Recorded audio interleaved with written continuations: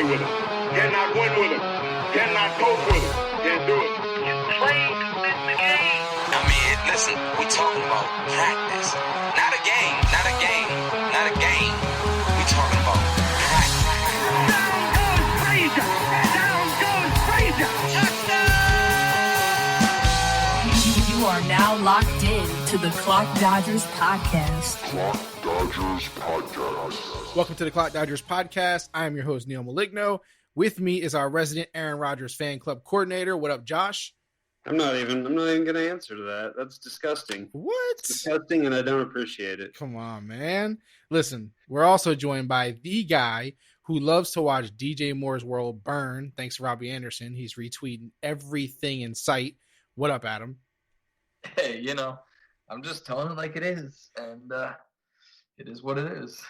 It's very sad. That's all that matters. I mean, I'm doing good myself, guys. Down days for me are career days for others, so I'm doing great. I feel good, It's just the facts. It's just the facts. Let's start off the show as we always do, which is with some victory laps. Victory laps. Josh, I'll let you go first today, man. Do you have a victory lap to take today? I feel like a Kareem Hunt victory lap is always fun to take. Okay. So I'll start there. That's a good one. I might have made some trades that were very criticized and laughed at, and they're not looking quite as crazy now. Yeah, I'm happy about Kareem that. Hunt, man, he's been doing his thing. I mean, even before the injury, he was doing his thing. So He might be better than Nick Chubb. This guy here, it's already going there. Anyone else you want a victory lap here with, or you're going to settle with one for today? We'll let the Kareem Hunt victory lap stand all by itself. That's all right, fine. All right, take a couple laps for him then. Adam, you have anyone you want a victory lap? I mean, I hate to just throw it in your face, but the number one player in fantasy this week was Joe Mixon, so that was dope. Yeah, that was really good. That was really good. I mean, yeah, it seemed to work out well. Adam Thielen's still crushing it and finishes the wide receiver 4 on the week, which is awesome. I drafted a ton of him this year. I mean, outside of that, it was not a great week for me. I mean, George Kittle is just destroying in his 2 games this year. So if you were somebody who drafted a ton of Kittle, which I feel like everyone should have, but, teach their own kind of thing. But yeah, I know I owned a ton of Kittle, and seeing him healthy and just destroying is great. Yeah. Yeah, I mean, those are the main ones. It was not a great week for me for fantasy. So yeah, there's not a lot to be excited about. Yeah, whenever I have those weeks, like this week was kind of not, I don't want to say like down, but it wasn't great. Like there was some wins, some losses, but nothing was like, it wasn't, overly great. And I always wondered, I'm like, man, is this a bad week for like everybody? I try to convince myself, like, was it a slow scoring week or something? I try to find like, some other reasons to blame besides myself, but I know it's me. But yeah, for me, victory laps. I kind of want to victory lap Gabriel Davis really quick. He only scored a touchdown. I think it was just the one catch, but I did have him as my lock of the week before I changed it, right? So I wanted to at least shout that out because I probably would have won. Huh? This before I changed it. Yeah, I know. It sucks. I love that little. It sucks because This is garbage. Listen, when I rate, because I write my lock of the week down every week, right? Like so I can see it and not forget it. I literally had Gabriel Davis first, Preston Williams as my backup, and I flipped him during the show. On purpose, though. I mean, I flipped him on purpose, but like I flipped him, and so I was pissed off. Even when he scored, because I'm watching it because they were playing the Raiders, I was like, yes, lock of the week, and I was like, oh, I didn't pick him, damn it. So yeah, Gabriel Davis, and of course, just shout out to some of those running backs out there, man. Antonio Gibson, come on, round of applause, Antonio Gibson doing his thing against Baltimore's defense. Yep, he had a big week. Yeah, Jerick McKinnon. 4th week in a row with a touchdown. Are we going to not acknowledge this, fellas? Come on, Jerick McKinnon. Another round of applause for another one of these pass catching running backs, man. And the last guy that I want to put out there is Devonte Parker, man. He didn't get a touchdown, but he had 10 receptions, 100 yards, whatever it was. I just was happy to see that, man. Even though Preston Williams didn't do shit for me, I was still happy for Devonte Parker to do his thing. So, that's it, man. That's all for victory laps. But, like Devonte Parker should be like one of the top 10 happiest people on the planet, I feel like. Don't you think? Why? After the start of his career. Oh, yeah. To be doing what he's doing, like, I'm happy for him. Yeah, and I hope that when they switch to Tua, it just even gets better. But you never know because Fitzmagic does his thing out there. But yeah, we'll see, man. He's definitely turned it around. Like you said, we're happy to see that. It's a good thing, man. And you always wonder, like, who's the next guy to do it? Can another guy do it, or is it just a complete outlier out there? You know what I mean? But we'll see. We'll see. On the downside of things, not victory laps, the opposite, are the guys who got injured. Last week, it was terrible. I mean, the last episode we did, it was terrible. This week, not much better. We got Austin Ekeler, hurt his hamstring, and that kills me. That kills me. Right after last week when Adam's like, hey, man, take a victory lap for Austin Ekeler. This is why we don't do victory laps sometimes, guys, because I feel like it curses our players. So, yeah, he's going to be out for a while. Any comments on that? I mean, aren't you glad you got the victory lap in while you could? Yeah, I guess. I guess that's the way you look at he that. He pulled his hamstring on my victory lap. Sucks. Sucks. Came up limping on that victory lap. Damn. It is what it is, right? It is what it is. Nick Chubb also placed on IR, so that means minimum 3 weeks. You just got done talking about Kareem Hunt, so the thing is, like, you being happy about Kareem Hunt is not because Nick Chubb got hurt, right? I mean, he was doing well before he got hurt. No, I mean, so if I was Nick Chubb, I would pretend to be hurt too. So wrong. You're so wrong. He was doing fine. He was doing great. He was. He's played well. Like the Cleveland backfield, I feel like I should have had every other member of the Cleveland backfield on the dynasty roster anyways, just because those two are putting out so much. Yeah, they've been doing really good. They've been doing really good. And I know before the season, I was like, man, how good is Nick Chubb? We were all kind of like, he got hot was it the end of the year or he slowed down at the end of the year? He slowed down because Kareem Hunt hit the field. Yeah. So we were all like, kind of like, not that we were doubting him, but we were like, we know he's a really good running back. But for like fantasy purposes, Kareem Hunt, especially at the ADP and everything, felt like the guy to have. But I mean, for those who did take Nick Chubb early up until he got hurt, like it was working. It was making sense. So yeah. It's one of those things. While we're on it though, I do want to shout out Dearness Johnson, who outproduced Kareem Hunt. And I will say the thing that concerns me about Hunt is the lack of his usage in the passing game. Like, it does not seem like they want to throw to their backs reliably. And that would be my only concern with Hunt moving forward. But Johnson's a guy that's on waiver wires everywhere, and he definitely needs to be picked up. Yeah, for sure. For sure. I mean, at this point, anyone in that backfield that's going to take those carries, looks like they're just running like crazy out there. So, yeah, they definitely got it going.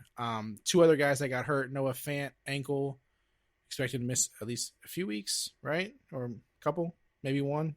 What do you guys think?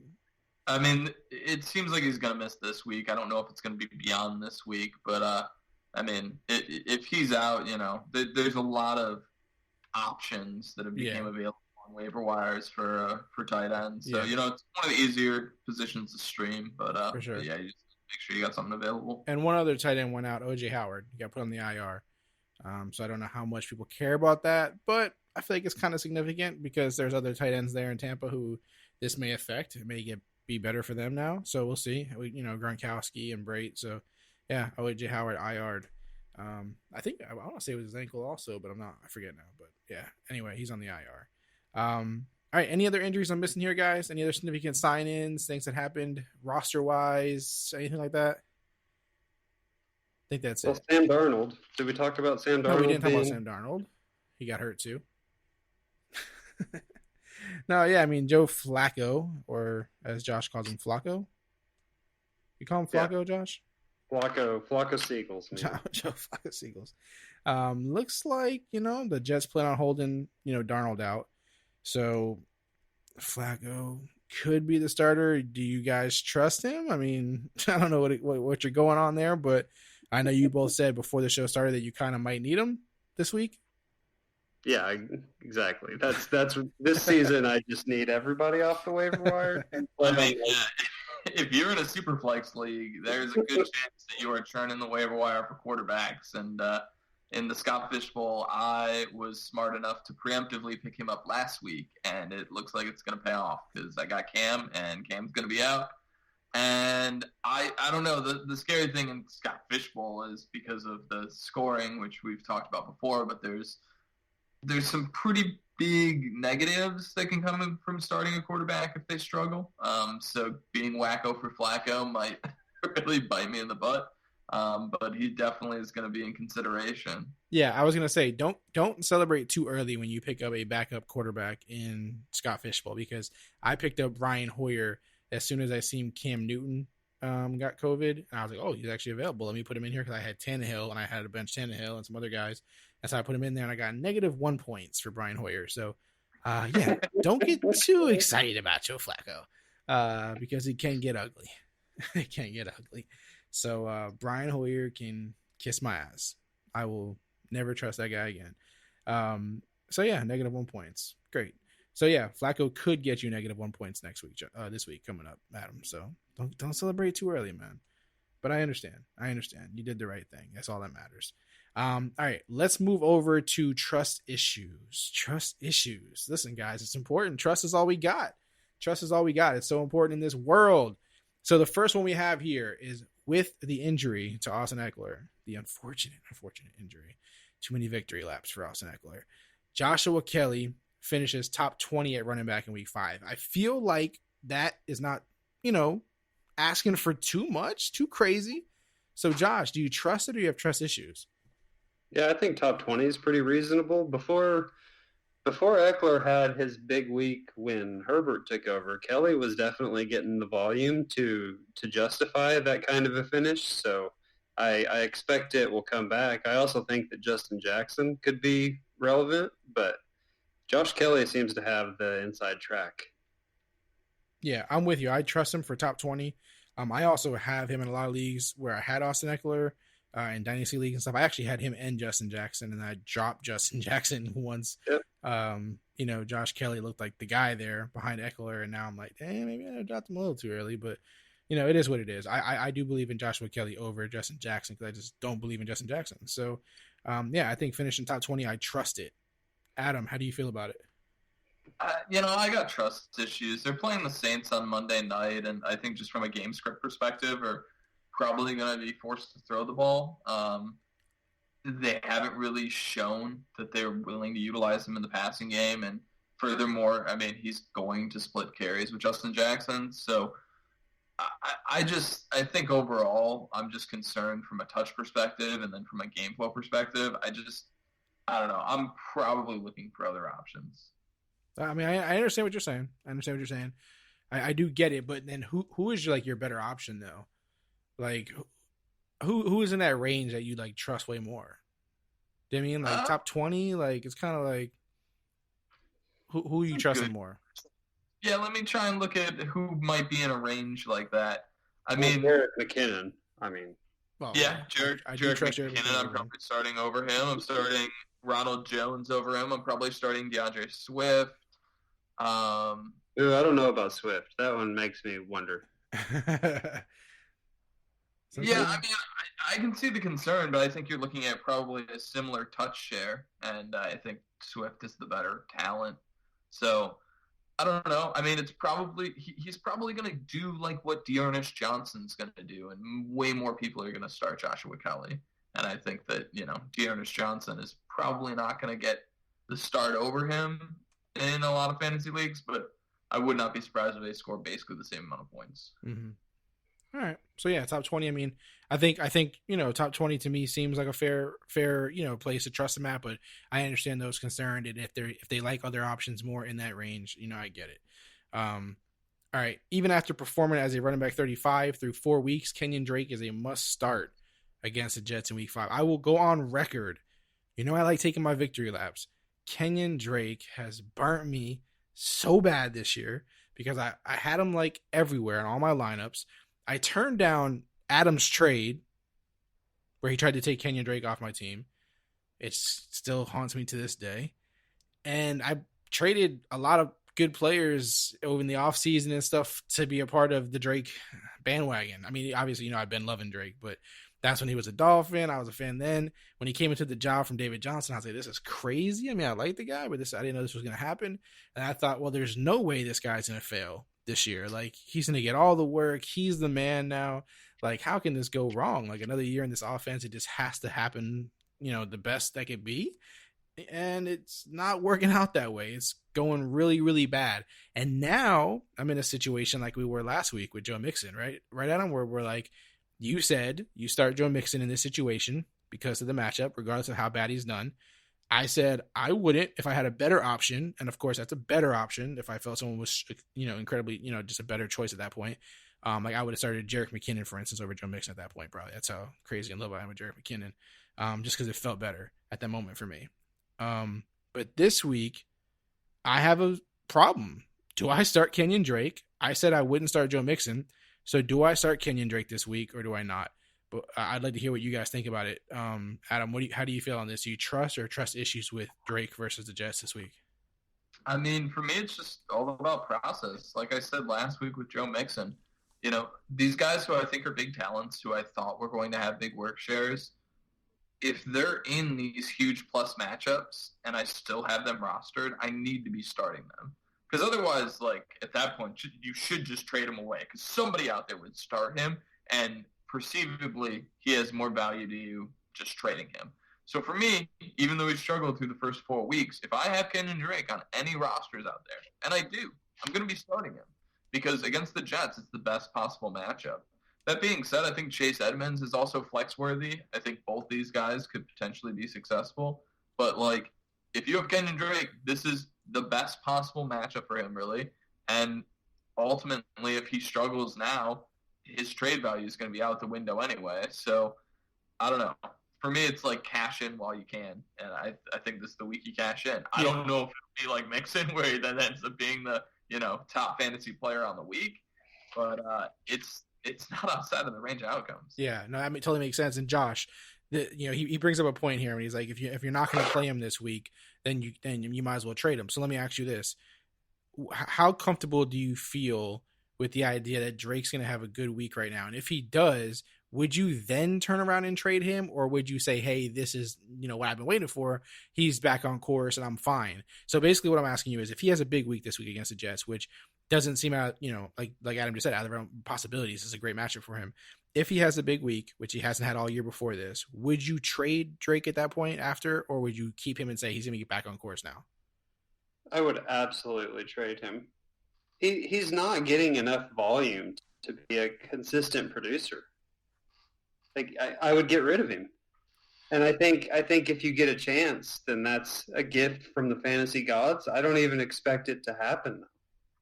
If he does do good and you can trade him, what would you be looking for at that point? Like, what do you think is the best you're going to get from him at that point in a trade offer? Like, what would be like the realm where you're like, I don't think I'm going to get it, but like, I'd be happy to get James Robinson. Mm-hmm. Okay. Or out of the question. Mm-hmm. So James Robinson, take Jared. Would you take a Antonio Gibson? That's. I don't know about that one. That feels like a lateral move. I guess I would have to look at their matchups and just see who has a more favorable schedule down the road because I feel like they're getting about the same workload. Right. So that would be tough. Yeah, let me look at some other running backs. I'm curious who you guys would take. If Kenyan Drake has a bigger week, right? A big week. Would you trade Drake at that point or no? First. I mean, potentially, yeah. Okay. I definitely understand the value of it. The reality, though, is everyone knows that move. Like, no one doesn't realize that he struggled for 4 weeks and then played the Jets and had a big week if that were to happen. Right. That's fine. But, like, for instance, okay, we just mentioned he's number 35 in PPR, right? So we're talking about he's way below guys like even, guys that you hate on, Todd Gurley.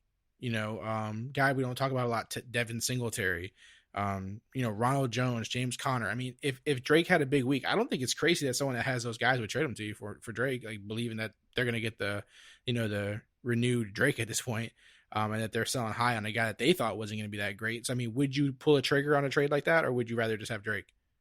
Yeah, that's fair. I'd probably stick it out with Drake, but I think you're right. I think you could make trades for guys like Gurley or David Johnson or Ronald Jones, potentially. Like, if you think that those guys are going to outperform Drake for the rest of the way, I think most people are probably going to make that trade. Yeah. I don't know. I mean, for me, like, I still think Drake has the potential weekly upside of why we drafted him in the second round. Right. I mean, ultimately, I think if Arizona clicks, especially, I mean, you know, we obviously all think it for teams like Tennessee, but down the stretch, all teams run the ball more. It just kind of transitions that way. It's not dramatic, but I think that there could be that tendency there, and that could influence Arizona as well. So I don't know. I mean, ultimately, at this point, the touch share for him and Chase Edmonds is just so split that I can't feel super confident in it, but I don't think I'm looking to turn him over for guys that I was, not high on coming into the year. Yeah. And I bring this up because, I'm always big on, if you can make moves, if you could take chances, do it if it makes sense to you. And, it's not, it doesn't matter like what other people think or outside, sources and opinions. Like if you feel you're tired of a guy, you're done waiting and you don't think like he's going to continue to do this after this week, it was just a matchup thing, then, don't be afraid just because of names and draft places. The one guy I do want to ask you guys, I just think it's interesting, Devin Singletary, right? Do you guys think Drake or Devin Singletary will end the year in a better place? Right now, Devin Singletary is in the top 20. He's number 17 in PPR. His team is on fire. Josh Allen's on fire. That whole team is on fire. Do you think, just guessing right now, end of season, who finishes higher, Devin Singletary or Kenyan Drake? Adam, you go first. Yeah, I'm probably going to say Singletary. Okay. Josh? Yeah, same here. Okay. So we all agree with that. Do you think it's crazy that the Singletary owner would trade you him for Drake? Not if Drake has a big week. That's what I'm saying. So it's a conversation. It's a conversation to have because, the Drake owners are going to have the Drake, the guys who have Drake on their team are going to have that question if he has a big week. And so it's just something I just wanted to run by you guys. So I was just curious your thoughts, So how about over a wide receiver? Do you think you could get somebody like a CeeDee Lamb? I don't know about CeeDee Lamb. I feel like he's just too popular, man. Like, people love him. He's on America's team. What about Deontay Johnson?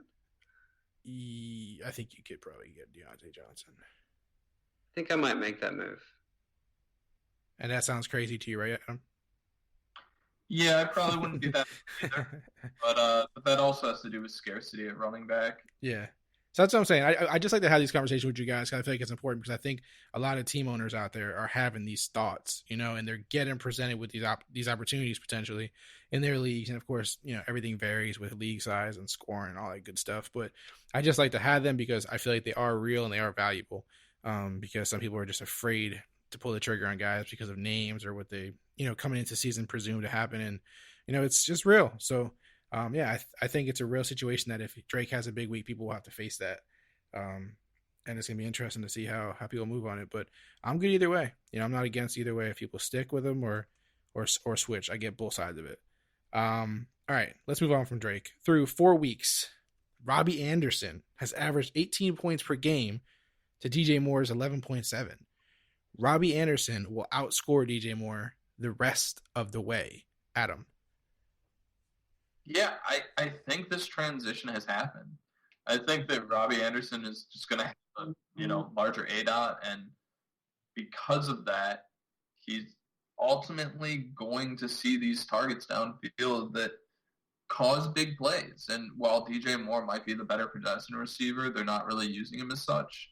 So I think that really this is what the Teddy Bridgewater offense is going to look like. And I don't think anyone really anticipated how good Robby Anderson was going to be. I mean, the Gase curse is real, but when you escape it, man, I mean, you can go off. And much to Josh's dismay, I think that this is really going to hurt DJ Moore for at least this season. Yeah, so you trust Robby Anderson over DJ Moore rest of the season. And I know Josh is just dying to hear that. Josh, what is your counter to this, or are you going to turn on your boy? Here's the thing. DJ Moore is still ahead of Robby Anderson in air yards per game. DJ Moore's sitting at about 100, and Robbie's only at like 78. So I feel like DJ Moore could turn it around, but it's hard to continue to bet on that. So far, Robby has looked like the better receiver. I don't really understand it. I would like to think that it's just week to week variance and we just have a short sample, but I don't know. It's not looking great. I mean, it's looking better for Robby Anderson. It's not looking great for DJ Moore. Yeah, I mean, and flat out just production, right? If we're not using all the crazy metrics that Josh likes to twist.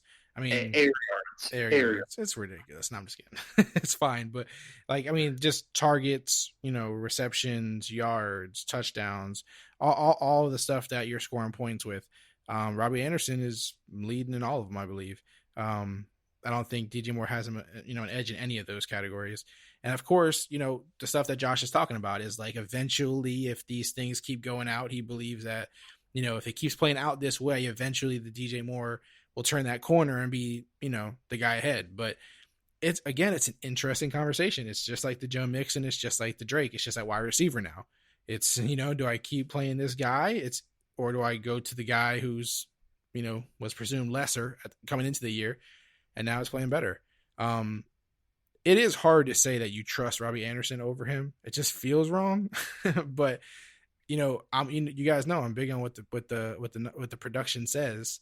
And as of right now, I trust this. And of course, like I said, there's a lot of things coming into the year. Like, Robby Anderson was familiar with the coach, the system coming into it that mattered, even though people acted like it didn't. Like Adam said, Adam Gase mattered, how it affected Robby Anderson. And he's always been a guy who can, be the big play guy. It just didn't happen as much as you'd like to see in New York because it's Adam Gase. But yeah, I mean, I believe in this. And I think it's because I don't think Robby Anderson is just not, I don't think he's bad at football. Like, we think he's really not on DJ Moore's level. And I think maybe he's closer than DJ Moore than we thought he was. So I trust this. Do we all trust this? Yeah, for sure. And I mean, we saw these flashes. Like, we have seen the huge Robby Anderson flashes prior to this. So I don't really think it should shock anyone. Yeah. But it's shocking because I can't think of anyone in the industry that I know who was really touting Robby Anderson coming into this year. Or at least touting him above DJ Moore. Like, everyone was super confident on DJ. Yeah. Everyone was. So, I mean, it definitely goes to show that these free agent transitions can occasionally just really blow up, especially when it's a new quarterback and a new relationship overall with the offense. Yep. And DJ Moore is just a young wide receiver as it is anyway, so he has a lot of growing and stuff to do anyway. Either way. All right. Sorry, Josh. It's just the facts, man. You're not sorry. Your top 10 pre-ranked, pre-season rank. He's just not top 8, man. He's not top 8, not top 10. It is what it is. Listen, all we ever get out of these wide receivers is about half a season of run hot if we're lucky. DJ Moore can still turn it on. All right. You keep banking on that, and let us know how it plays out. I don't have a lot of choice. Do you have him in Scott Fishbowl? Oh, yeah. Okay. Yeah, I figured you have him everywhere. I figured you have him everywhere. Nobody drafted him before you did, Josh. You got great.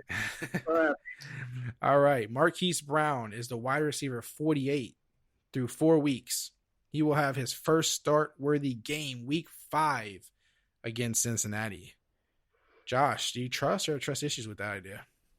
I like what I'm seeing out of Marquise Brown. Marquise Brown is kind of quietly pulling quite a bit of volume down in that offense where everyone else is disappointing, I think. Yeah. So I think Marquise Brown sooner or later is gonna pop through. He's at 115 air yards per game, which is right there with DK Metcalf, Allen Robinson, Amari Cooper's not far ahead. Like he's getting some serious volume. So sooner or later, I think he puts together a big game. Yeah, the thing you like is he's had 6 targets, 6 targets, 6 targets, 8 targets. He's caught, a decent amount of those every week, except I think 1 week he only caught like 2 of the 6, but he's caught a decent amount of them. He has, okay yards in a couple of the games. He hasn't had the touchdown. That's the big, obvious glaring need here. And we know he's capable of the big splash plays. I mean, to be honest, like the Ravens offense as a whole hasn't been as exciting as I thought it was. For some reason, it just seems off right now. So I don't know what it is. And, we can assume that this team will get better and better as the year goes along here. But Yeah, he's a guy that I just feel like I want to trust him. So if I have him, I'll keep putting him in my lineup probably for right now. Just knowing that he can have that explosive game that wins me a week. And until he totally disappoints, like if he has a couple more games in a row where it's like, 50 yards, stuff like that, and not really much else, then, you might have to start considering other options. But as long as he's getting 80 something yards, 100 something yards, 4, 5, 6, 7 catches, like you just have to assume that touchdown is going to come at some point. So I trust this week. Starting Marquise Brown. How do you feel about it, Adam? Yeah, I think just because of how the Ravens run their offense, you're just going to have inconsistency with guys like Brown and Mark Andrews. But because of their weekly upside, you just kind of have to put them in your lineup consistently. I mean, it's going to be so hard to predict which week he's going to have, the 4 for 82 and 2 touchdowns as opposed to just the 4 for 82. Because it definitely can happen. I mean, we saw it last year. And I think Mark Andrews is kind of similar. And because he's a tight end, we just don't think about it. We just start him every week. And, Marquise Brown, all he needs to do is catch a touchdown in any one of these weeks, and he becomes a heck of a lot more viable. So, yeah, I think in what should be a plus matchup this week, you got to roll him out there in a flex if you got him. I mean, he's somebody who I'd probably want to try and fit into my lineups. It just seems like things are trending in that direction for him. And eventually Lamar is going to get it together, and they're really going to, have a positive connection there because he seems like the main target on that offense. And if not, it's just the 1B to Mark Andrews 1A. Yeah, for sure. So even with the touchdown drought, we all still trust Marquise Brown and, this offense and what he's capable of doing. So there you go. Across the board, we all trust Hollywood. All right, let's jump over to can he do that again? I have some good ones lined up for you guys. So let's jump into this. And again, with this, I don't know how you guys have been looking at it when I do these each week. I don't know if you've been looking at it as in like this week, can he do that again, or at some point in the season? Have you guys been looking at it a certain way? Oh yeah, for next for this week. Okay, that's what I thought. Okay, good. I just want to make sure we're on the same page. So when I throw these things out at you guys, I want to know if you think this week can they do it again. The first one I have: Atlanta Falcons wide receiver Calvin Ridley finished a game with 0 catches. Can he do that again, Adam? Easy one up top. No. That was very humbling, especially because coming into the week, he was the number 1 fantasy receiver in PPR. So that was pretty fun. But yeah, just a complete 0. That was unexpected. So yeah, highly doubt that occurs again. Mm-hmm. It's terrible. Josh, I'm sure you're in the same boat. Yeah, that's not likely to happen again. Somewhere, somebody was like hoping and praying that Robert Tanyan would outscore Calvin Ridley, and it happened. Yeah. You know what's funny on Twitter? Someone hit me up on Twitter and they were like, hey, I have MVS this week and I have Calvin Ridley, and with Devonte Adams out, should I start MVS over Ridley? And I'm like, nah, like I know Ridley's a little beat up, but like unless his legs are broken, like you play Calvin Ridley. And then that happened. I was like, how can this happen? Like how can he get 0 points after I say something like that? Like, gosh, one of those things that just make you look so bad. All right, next one. Odell Beckham Jr. was a leading scorer at wide receiver in PPR week 4. Can he do that again, Adam? I hate everything. Hey, man, listen, if you're going to troll us, we're going to troll back. I know, it's fair. It's just, man, can we not talk about it? No. I mean, OBJ went off. It was insulting. So, can he do it again? No, he's not going to be the number 1 overall receiver, but this is why you like guys like OBJ, man. He can have boom weeks, but I think he's going to have a ton of bust weeks too still. Okay, all right. Landry's out there throwing touchdowns. Running backs were getting touchdowns. Josh, do you think OBJ can do it again, man, as the leading scorer at wide receiver? Yeah, I wouldn't bet on it happening again 2 weeks in a row. I mean, it did take 3 touchdowns, but I think that at some point in the season it'll happen again. Yeah, I think that's fair. That's fair. Yeah, I definitely would want to see it. I want to see the Browns offense keep rolling and keep going to OBJ before I feel confident saying he can do it again 2 weeks in a row. Seems like they have things kind of figured out, right? It felt like it, but it, could have been the opponent. It felt like it though. Next one here. With Sutton and Locke out, Tim Patrick had over 100 yards and a touchdown. Can he do that again, Adam? I'm going to say yeah. I mean, Sutton's going to be out still. Fant projects to be out. I think It's possible. I mean, he's going to lead this team in targets. Obviously, 100 yards is his ceiling, but it's possible. I think you're probably much more likely to get like a 4 for 60 kind of game, but, I think he's a worthwhile flex in deep leagues. I like that. So you think he can do it again? I'm not mad at that. I like that you're going out on a limb there. You're trusting in Tim Patrick. Josh, do you think he could do it again, or do you think that was a complete fluke? Well, I think he had 10 targets, if I'm not mistaken. So I think 100 yards on 10 targets, it's pretty doable. It is. I love it. I think they're going to have to lean on him, and he seems to be able to carry the load. So, yeah, I think it'll happen again. Man, a guy we weren't talking about, and here he is. And actually, looking at the stats, he did it on 7 targets. Oh, really? Yeah, 7 targets, 6 catches, over 100 yards. He did it. And I mean, going from week 1, he's had 5 targets, 4 targets, 7.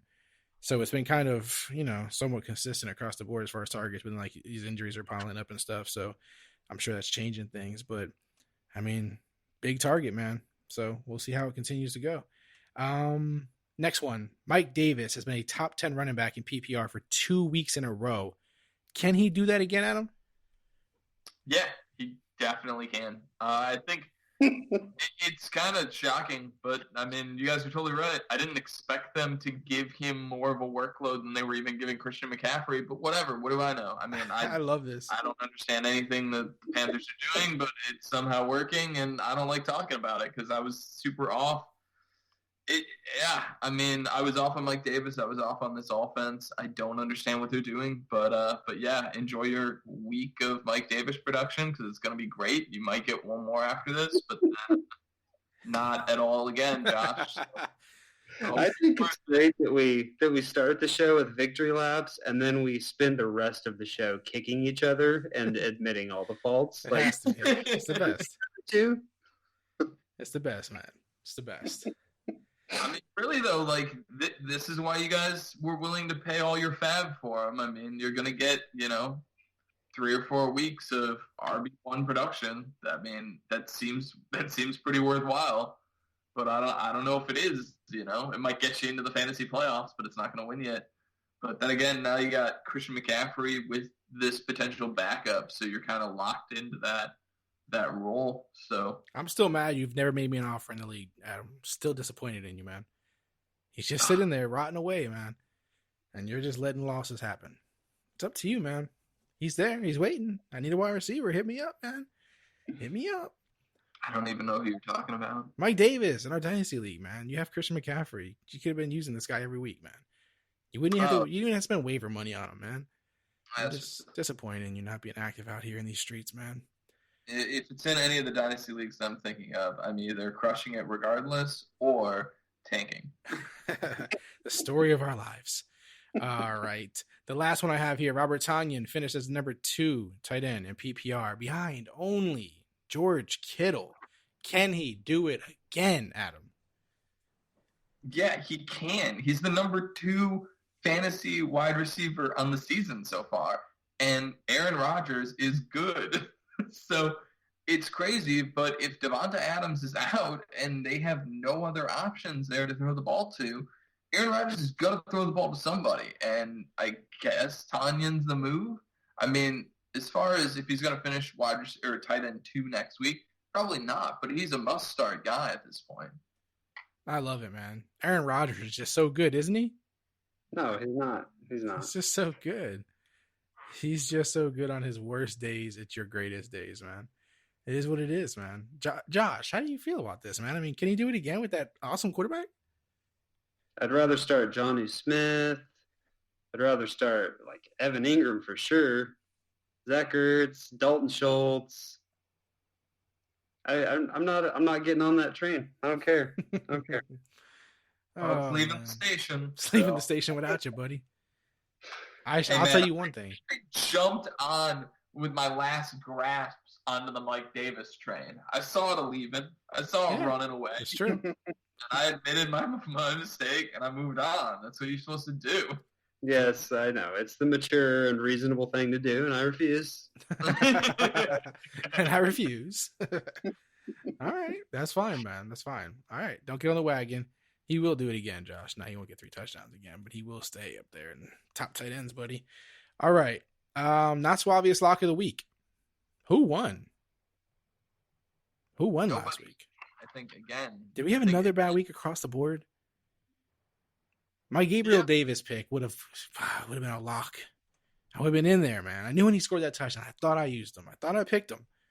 I mean, this has been a rough year overall, but I have just completely whiffed week after week. And, if it makes you guys feel any better, I will extend this to you as well, because this week, when picking my lock of the week, was willing to go with someone who wasn't as deep as I've been going.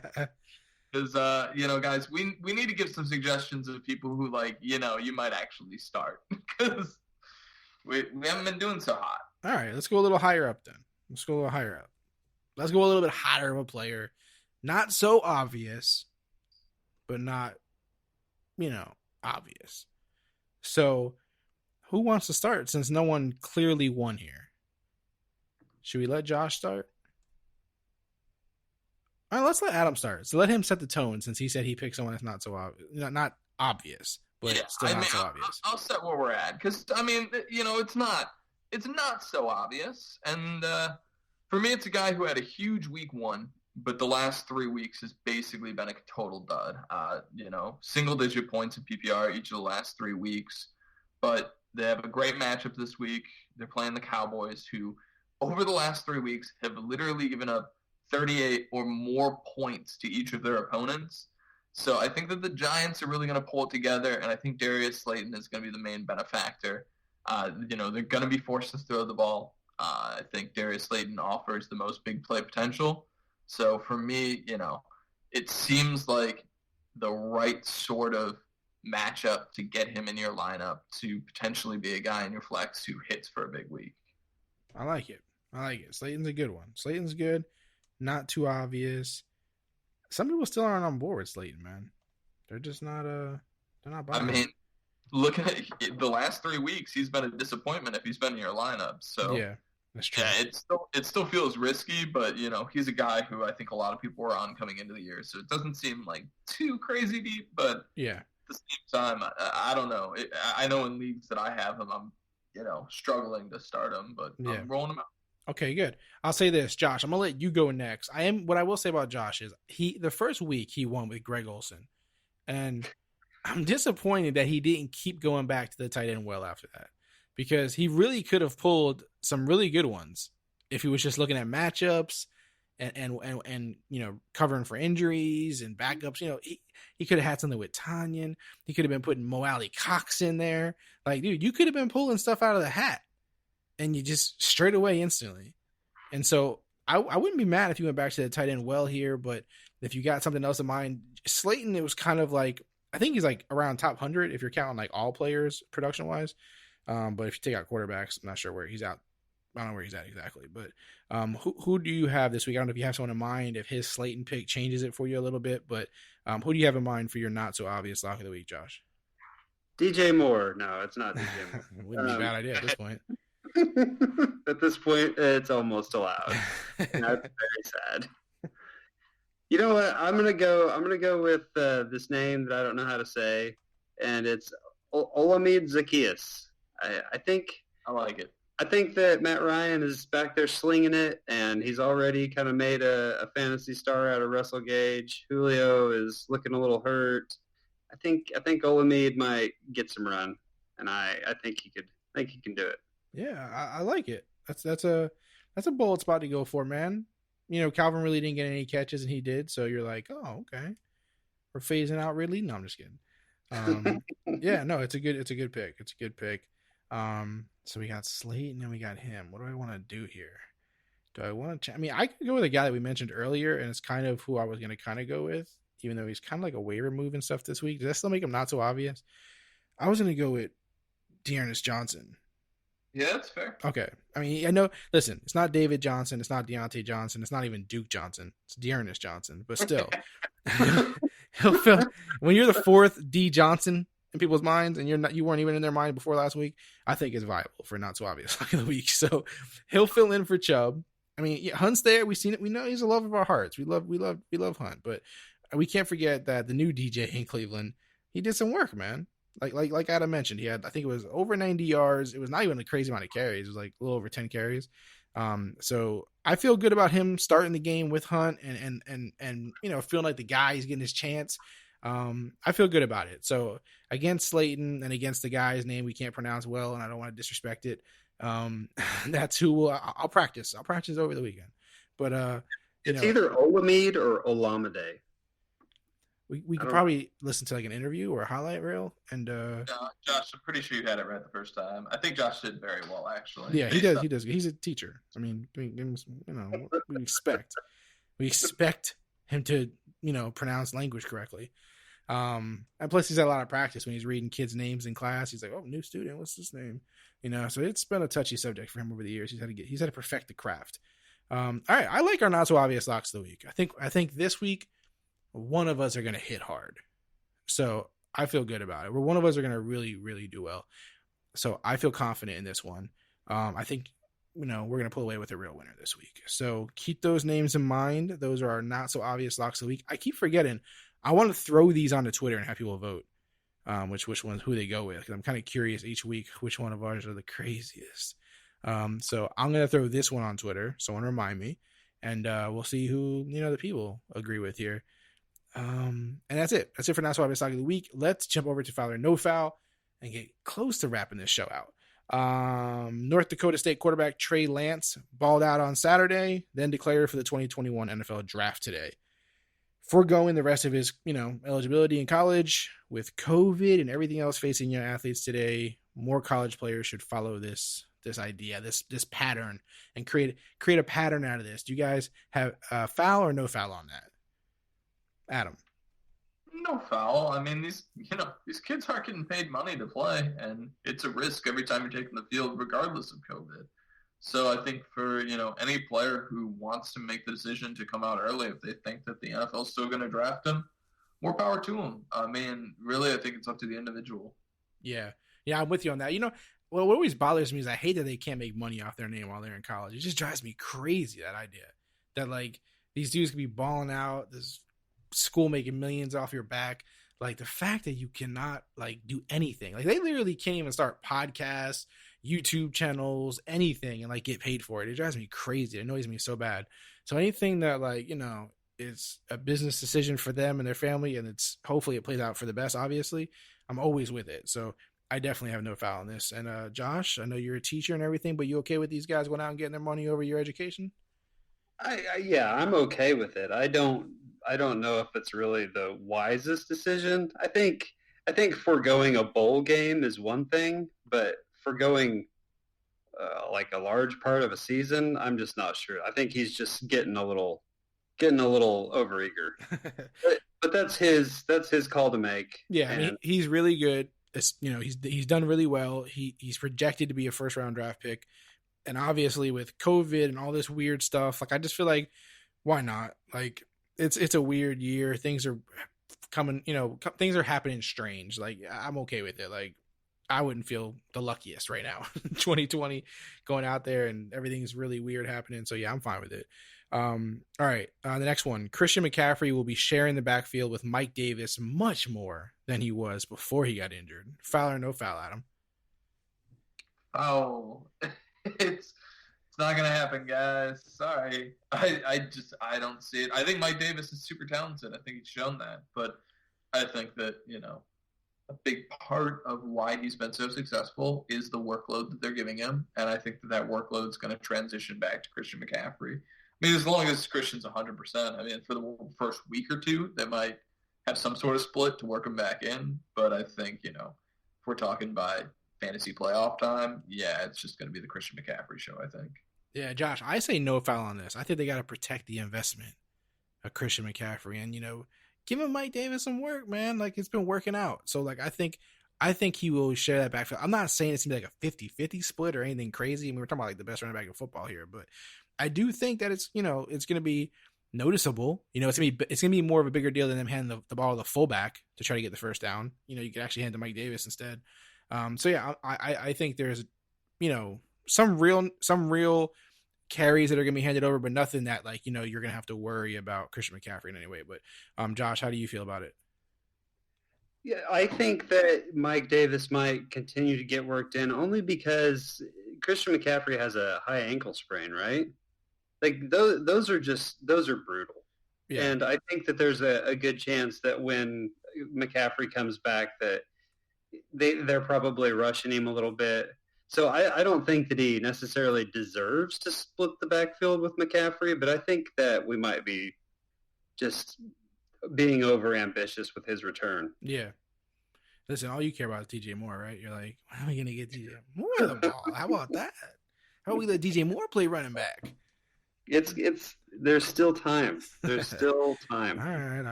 right. The last one I have here for you guys. Adam Gase will be fired before the team's bye week in week 11. Foul or no foul, Josh? No foul. I think it's going to happen. And I think that teams are getting more brave about this. Just ask Bill O'Brien. We didn't even talk about Bill O'Brien either, by the way, but let's talk about him in a second after this. Adam, how do you feel about this? Foul or no foul that he'll be fired before the bye week?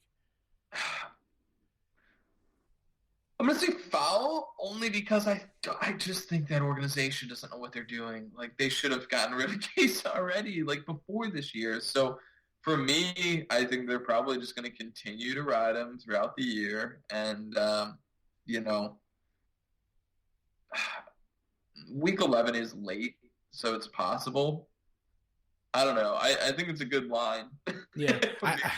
I do wonder. It's probably going to be right at the bye week. I could see it be on the bye week even. Yeah, that makes sense. Give him a chance to get the new coach acclimated to his little plan there. But I always do wonder with these kind of things where the Bill O'Briens, the Adam Gateses, we're obviously on this podcast, we bash them plenty, but this is happening all over the media, newspapers, ESPN, TV, Twitter, everywhere. I always wonder how much are these team owners and management and stuff seeing these things, and does it not fuck with their head a little bit? You know what I mean? They keep giving the guy the job, but at some point do they go, why is everybody saying this? What am I not seeing? Are they really that blind to it and that bought in, or do you think it creeps in their mind okay, maybe these people are right? I don't think they see the media as much as you think. I think the people who are owners of NFL franchises and general managers and stuff, they definitely see it, but they're not as inundated with it as we might be. So I think that more often than not they think they make the right decision until ultimately they don't. Yeah, a lot of work goes into that, so I guess they're not reading the YouTube comments, right? I would think not. That's fair. Also, before we close this thing out, Bill O'Brien being fired, do either of you have a strong opinion on what that does or changes or improves upon, or do you think there's not much of a difference this season? Do either one of you have a really strong take on it? Have they named an interim head coach? What's that? I haven't heard a name. Okay. I haven't either. That's why I was curious. I think it just depends who their interim is. It can't be any worse. For Deshaun Watson, I think that, you got to wish that this happened a year earlier. The problem with Bill O'Brien, though, is his GM moves. It's not him on the field. He's a pretty decent coach. They were winning. They were a winning football team throughout most of the time that he was there, if not all the time that he was there. But nonetheless, I think ultimately, with the departure, you got to hope that it's a positive, but it really depends who they bring in. And I think with COVID and everything else going on, I just think that any coaching change is not going to be that big of a positive for any franchise. Yeah. Yeah, it's one of those wait and see things. Like you said, we got to see who the coach is, see how things play out. A lot of times these teams stick with guys who are already there, and, they just try to kind of keep the same, things in place, kind of, maybe little things change, but nothing too drastic because obviously it's bad timing. So, yeah, I don't assume much will change, from a performance standpoint, probably at this point. But like you said, from management and, player decisions and stuff, it'll be interesting to see what they do. All right. close this bad boy out with show and tell. Obviously, this is our opportunity to share anything we feel like sharing with the audience, with the listeners. I love doing this. If you guys have anything that you want to share, podcast, book, music, quotes, advice, whatever it is, this is our opportunity to do that. I'll start with a podcast, another murder podcast, Paper Ghost.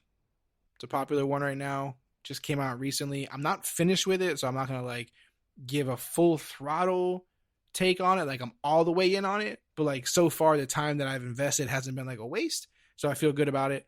It's been a pretty good podcast. So for those who are into true crime, and you're low on supply right now, possibly Paper Ghost is a good option to look into. It won't be hard to find because it's pretty popular right now. I think it's at the top of the charts in a lot of places. So Paper Ghost is what you search for. That is my share for show and tell this week. Adam, do you have anything to show? Yeah, and I just subscribed to that. Nice. That's a good one. Yeah, I gotta admit, like, I don't even like suggesting this, but I watched the whole first season, so it was compelling enough. I kind of like Cobra Kai on Netflix. I really didn't think I was going to, and it's pretty predictable and kind of over the top, but it's charming. And I've found it pretty humorous so far, and like, I don't know, I keep watching it. So it's got to be good enough. I don't know. It's a weird watch because I was never like a huge Karate Kid fan as a kid, but I definitely seen it a couple times, and like my dad was a big fan of it. So like I get a lot of the references and subtext and stuff like that. And it's a pretty good standalone story, but like it pretty is beat for beat predictable in my opinion. But if you're looking for something like during the quarantine, just to be like a good wind down, relax show, it definitely is that. Like there's not a lot of thinking, but it's really enjoyable. It's good characters, that sort of thing. Cobra Kai is a series, right? Yeah. So okay. I haven't watched any of it. It's a spin-off of the Karate Kid. Yeah. They got a few seasons in though, right? It didn't just start, right? Yeah, I think there are 2 seasons. Okay. So Gotcha. Just finished the first. It's like it's kind of like a comedy though. Yeah, no. It's like a continual storyline drama, but it is humorous. Okay. Yeah. All right, so it's got some drama. All right. I haven't seen it yet, but I'll have to check it out. Sounds good. I watched some Karate Kid, man. I watched some Karate Kid. I feel like everyone has seen Karate Kid, like, you know, from our generation, I guess. Not the younger folks. Josh, you have anything to share today, man? Hold on. Nothing illegal, okay? Because the police called me. I had to plead the fifth. I have evaded arrest, and I would just like to thank all the people of Oklahoma City for not turning me in. Now, there's a show on HBO that has that Jude Law is in. It's called The Third Day, and it's kind of like a creepy show. I don't want to spoil it, but it's really good show. Is it like a horror thing, or is it like Jude Law is out on this island where like it's the kind of island where it's only accessible to the roads during low tide, you know, so you go out there and the tides come in and then you're stuck. Gotcha. And all kinds of strange and creepy little things happen out on the island. All right, I'm down for that. Is there like ghosts and stuff? Because I'm not into ghosts. Well, okay. Yeah, I don't want to spoil it. Okay, well, don't spoil it. Don't spoil it. I swear, my family loves to watch like quote unquote scary movies, and I feel like they're the biggest waste of time. I hate scary movies. They do nothing for me. Like I can't stand them.